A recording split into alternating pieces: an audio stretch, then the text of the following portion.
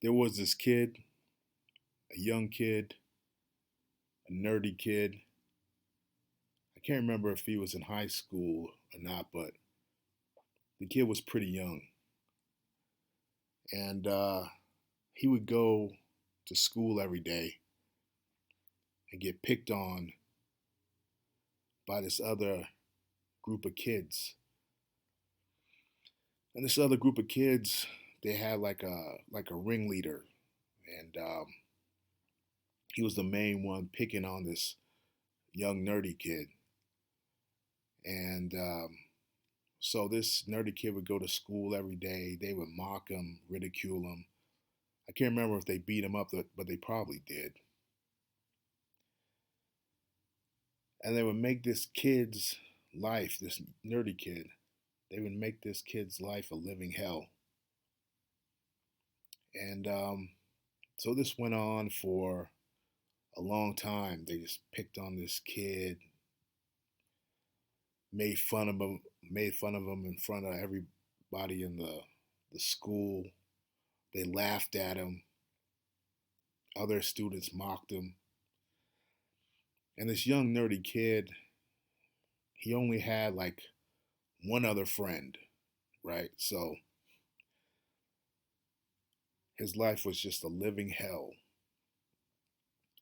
So one day, the ringleader of the bullies, he's walking to school, right? So he's walking to school, and he's walking over an overpass, and he sees like a little bit of commotion, and he sees some cops, but he doesn't think much of it. And he gets to school, and so he gets to school, and the principal calls him into the principal's office. So he's like, man, what the hell is going on? So he goes to the principal's office, and he opens the door, and he sees the nerdy kid's friend sitting there, looking at him. And this kid, he looks up and he sees like a police officer, right? And he sees the principal. And the principal says, come on in and sit down. We got to talk about some stuff. So he comes in and he sits down, and then and just when he sits down, he says, hey, man, I don't know, anything's going on. I didn't have anything to do with anything. Hey, I didn't do anything, right? And he looks up, and this cop, right, he's looking at him. He's glaring at this kid. And the nerdy kid's friend, he's looking at him, looking at this bully, right? And he's like, all he wanted to be was your fucking friend. All he wanted to be was your fucking friend. Right? He's saying that to him.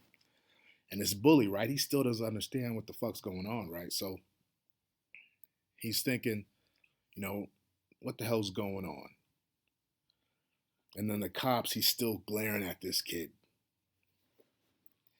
And the cop just lays it on him. He says, you know what? That kid that you were bullying, you and your friends that you were bullying, well, this kid today went to this overpass, jumped off the overpass, and killed himself. And this bully, he can't believe it, right? So he's thinking, like, how could this happen? I mean, he didn't think of himself as a bad kid. Of course, he was a bad kid, but he didn't think of himself as a bad kid. And then he was thinking that because of him bullying this kid, he lost his life, right? And the thing about this story is the person that's telling the story was the bully himself. This bully told his story when he got older. I think I saw him tell the story probably when he was like in his 40s or something like that. And it's a real tragic story. This kid, and his friends bullying this kid, making this kid's life a living hell. And I heard the story and I felt bad for the kid. And then I started thinking about this nerdy kid.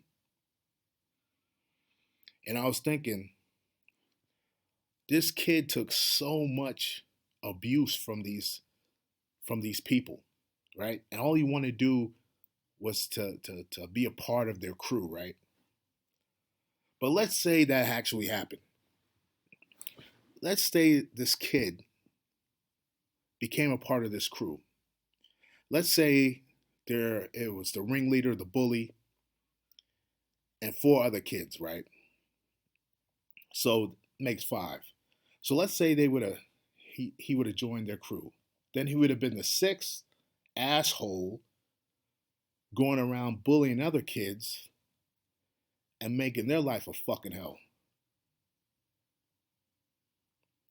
So this kid ultimately wanted to be a part of, let's be honest about it, a scumbag crew that would go around making other kids' life a living hell that couldn't stand up to these people. And I really got to thinking about that. And I was thinking, you know what this kid should have done? He should have stood up to these bullies. And maybe if he would have stood up to the bullies, he may have survived. Maybe he didn't. He wouldn't. Maybe he should have took martial arts classes, started doing wrestling at the school or something like that. Get into a group where maybe if he can't defend himself, other people could help, you know, stand up for this kid in some way. I know if he joined wrestling, like the wrestling coach wouldn't allow these bullies to drag him down and mock him and make fun of him. But this kid, he didn't do that. He ended up taking his own life. It's sad, man. And I say that to say this. Sometimes a lot of people, the reason why I talk about bootlicking and why it's so negative and why it's so bad is because bootlicking leads to these type of situations. You'll have people on top of the dominant hierarchy. They'll have power, prestige. They'll look down on you, bully you, talk bad about you, embarrass you in front of other people. And then you'll want to bootlick and join up with them. And then you become just as bad as them, if not worse. And that's how society is set up. There's a saying that says a hero dies one time, but a coward dies many times or something like that. I mean, you guys have probably already heard that saying. Well, a bootlicker is a coward with a PhD and 30 years experience. This is the type of person, like I said before, has no self-respect. Doesn't want to walk the path alone because they're afraid of themselves. They're afraid of how great they might possibly be. There's nothing wrong with walking alone. There's nothing wrong with bettering yourself. There's nothing wrong with avoiding the dominance hierarchy with a bunch of these snakes and scumbags. These people that would bully others and make other people's life a living hell. So that's why I talk now, recently more, about bootlicking and why it's so awful to be a bootlicker, which is essentially a coward. The thing about walking alone, and I love walking alone now, being a Ronin, a lone wolf, whatever you want to call it. because you wake up every day and you try to work on the things that will make you better. You don't have to depend on other people. You don't have to depend on looking for their appreciation, looking for their validation. These RDAs, like I said before, racist douchebags and assholes that will go out of their way to make your life a living hell. You don't have to deal with them anymore. And there's nothing wrong with that. There's nothing wrong with walking your path alone. You're born alone. You're going to die alone. And there's nothing wrong with that. The more inner strength that you have to stand up for yourself and to walk your own path, the better life you will have. That's just the reality. So I just want to make this video because I was thinking about this kid.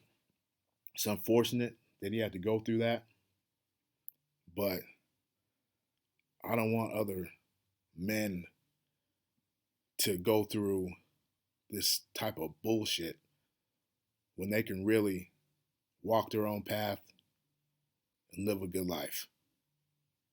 I'll talk to you later.